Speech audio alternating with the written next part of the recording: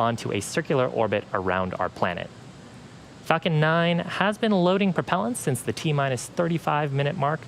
As a reminder, we use a rocket-grade form of kerosene called rocket propellant 1, or RP1, as the fuel, and superchilled liquid oxygen, or LOX, as our oxidizer to power Falcon 9. Currently, RP1 is fully loaded on both the first and second stage, liquid oxygen nearly fully loaded on both stages. LOX will be continued to be topped off right until the last 2 minutes before liftoff. Now, at the very top of the rocket is this nose cone structure. This is what we refer to as the satellite fairing, and inside that is a stack of 60 Starlink satellites. The fairing's job is to protect the satellites from aerothermal heating, aerodynamic loads, and contamination during the ascent portion of the mission. But once we get to the vacuum of space, we actually don't need it anymore. So we'll jettison those fairing halves as the second stage continues its journey to orbit. Now, one of the fairing halves is brand new, but the other previously supported 2 Starlink missions, one in May of 2019 and another in March of this year. And we will be attempting to recover both halves today using our recovery ships named Mystery and Mischief. Now, at this point, quick update on the weather. The 45th Space Wing gave us a 70% chance of go, the primary concern being cumulus clouds along the ascent trajectory.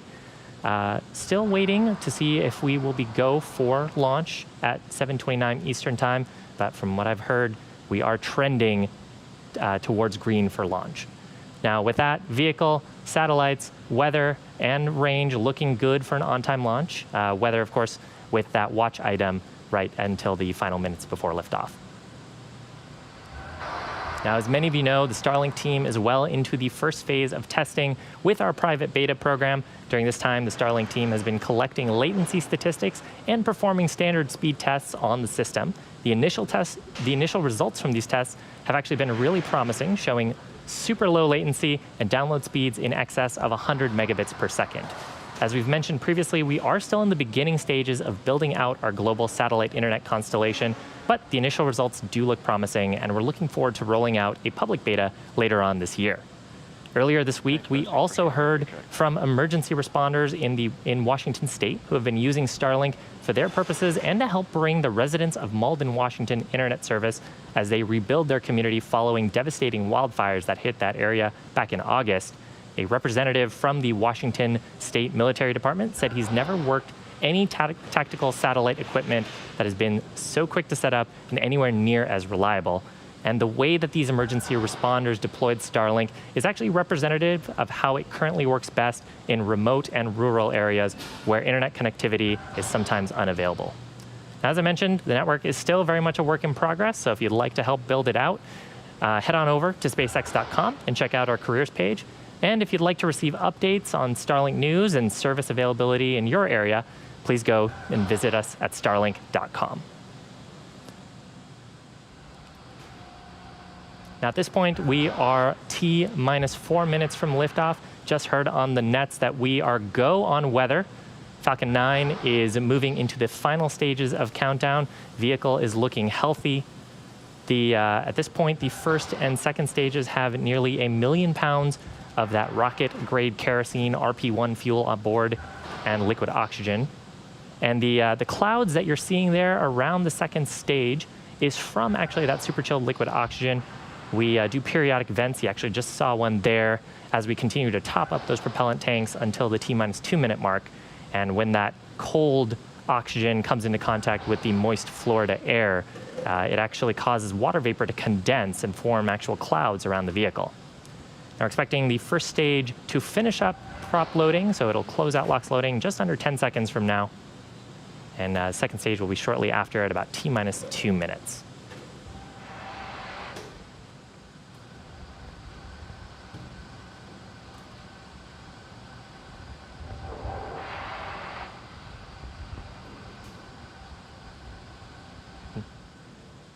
Now, about T-minus 60 seconds, Falcon 9. So close out.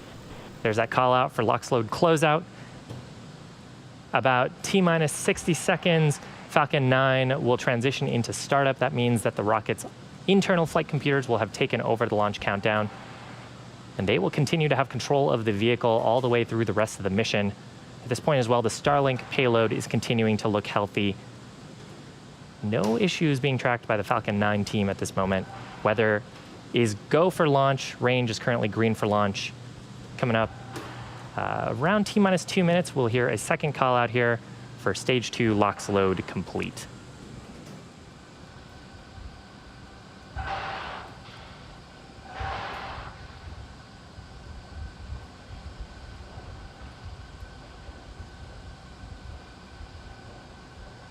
Stage 2 LOX load is closed out. Beautiful shot of pad 39A with the crew tower to the next of it. Not using that today. Coming up shortly here, we'll actually see some venting from that large truss structure on the left-hand side of the vehicle. You can see it starting there. That truss structure is what we refer to as the transporter erector. That's what rolled out Falcon 9 to the pad and provides electrical power as well as the propellants that we've been loading into the vehicle. At this point, we're just venting out liquid oxygen that is in the lines on the transporter erector before transitioning into the final steps before liftoff.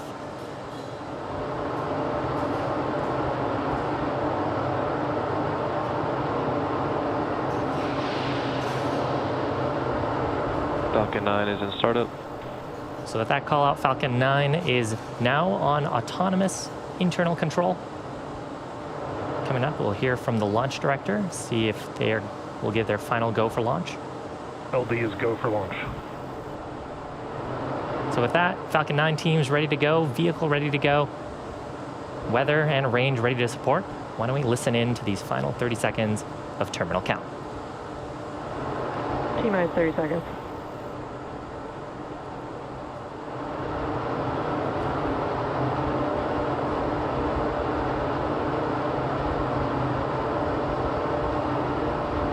Stage 1 flight press. T-minus 15 seconds. 10, 9, 8, 7, 6, 5, 4, 3, 2, 1, 0. Ignition. Liftoff.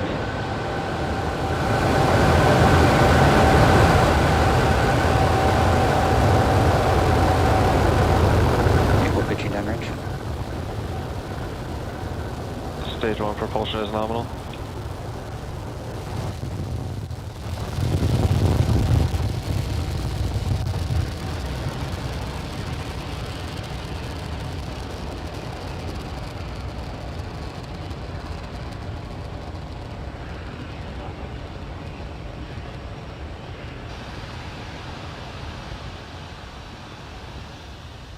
T plus 40 seconds, Falcon 9 successfully lifting off from launch pad 39A at the Kennedy Space Center in Florida. We're taking that Starlink orbit to its first, Starlink satellites to its first targeted orbit and eventually a circular orbit. We actually just throttled down for maximum dynamic pressure, or max Q, on those 9 Merlin engines. We'll expect to hear that call out here shortly. Vehicle is supersonic.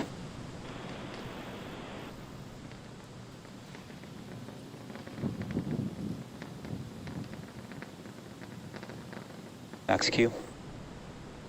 So call out there for having gone through the point of maximum aerodynamic pressure. That's when the loads on the vehicle are the highest from the combination of our velocity, but increasing while the density of the atmosphere decreases. Now, coming up in just about a minute, we will have 3 events happening back to back. First will be main engine cutoff, or MECO. That's where we'll shut down those 9 Merlin engines. You can see the plume expanding from them on the back of the rocket here. That'll be in preparation for stage separation. Now, stage separation is where the first and second stages will separate. First stage will continue on a parabolic trajectory towards the drone ship, while the second stage continues on to the final event, or second engine start number 1. That's where that Merlin vacuum engine will ignite. And once it lights up, it'll propel the second stage along with Starlink satellites into orbit. Actually heard earlier that we've started chill in on the turbo pumps of the Merlin vacuum engine to get it ready for that full flow of propellant and oxidizer. So coming up just about 12 seconds from now, expect to see MECO, its main engine cutoff, then stage separation, and then at about T plus 2 minutes and 45 seconds, second engine start number 1.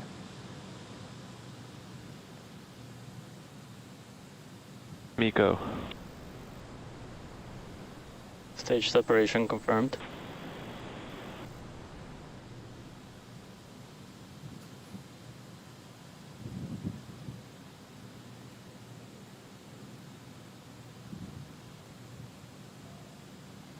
So there is successful stage separation and second engine start. You can see the grid fins deploying on the left-hand side of your screen. That's the first stage. On the right-hand side of your screen is the Merlin vacuum engine starting to glow brightly with the heat of that combustion reaction. First stage making its way back towards Acquisition of planet signal, Earth. Maryland. Coming up here, should be fairing deployment shortly. Separation confirmed. There's a call out on the nets and a beautiful shot of the Starlink satellites. You can see on the right-hand side there a little bit of planet Earth. And actually, you can see a fairing half there trailing away. Now, as a reminder, we will be attempting to recover both the fairing halves today on our recovery ships, Mystery and Mischief, that are also stationed in the Atlantic Ocean.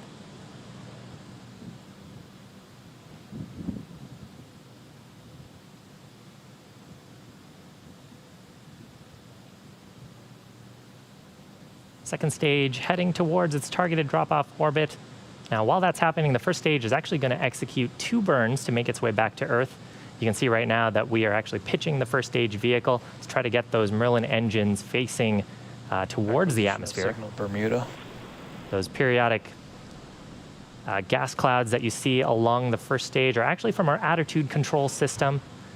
And once we get to the top of the Earth's atmosphere, we'll ignite 3 of the 9 Merlin engines for entry burn. That'll help slow down the first stage as it re-enters the upper parts of the Earth's atmosphere.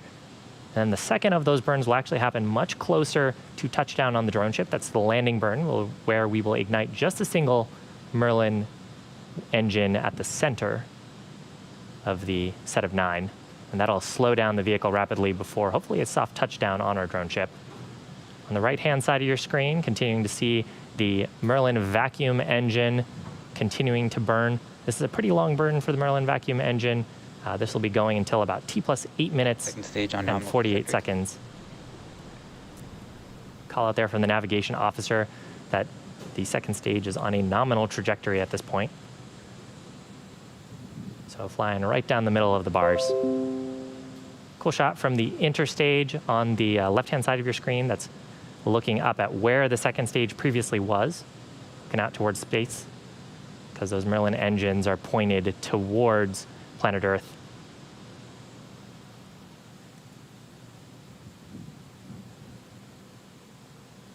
Coming up in about a minute from now, we'll expect to see that entry burn start. Entry burn will expected to last about 20 seconds.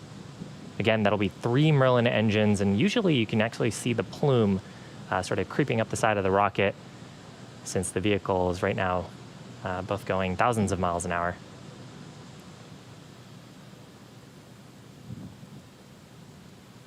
At this point, the first stage has reached the highest point of its orbit, the apogee, so it is on the downhill portion of its trajectory. You can see Earth getting bigger and bigger. Stage 1 FTS is saved.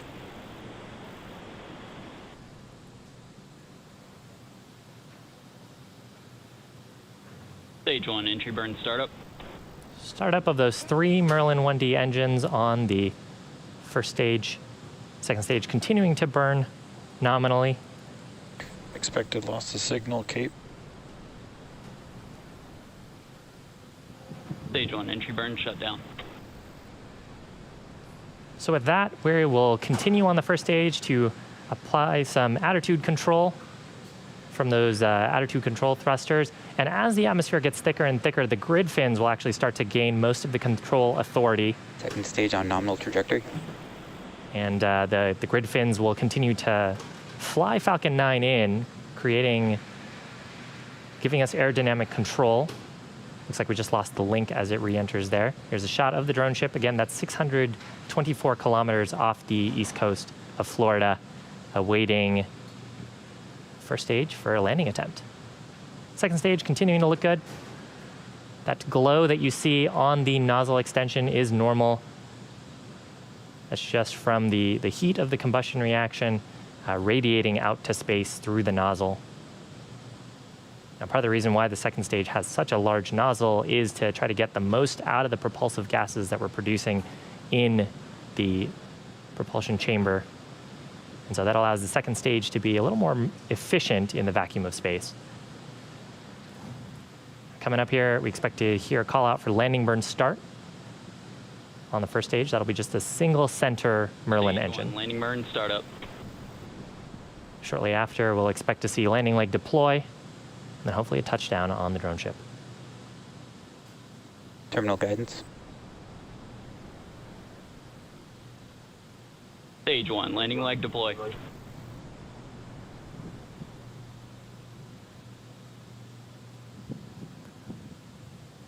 Looks like right Landing confirmed. in the center. That marks 61 successful Stage 2 FTS is recoveries. Third time for this booster. Now, coming up about 8 seconds from now, second stage is also going to shut down its engine for second engine cutoff number 1. Keep an eye out for that on your right, on the right-hand side of your screen.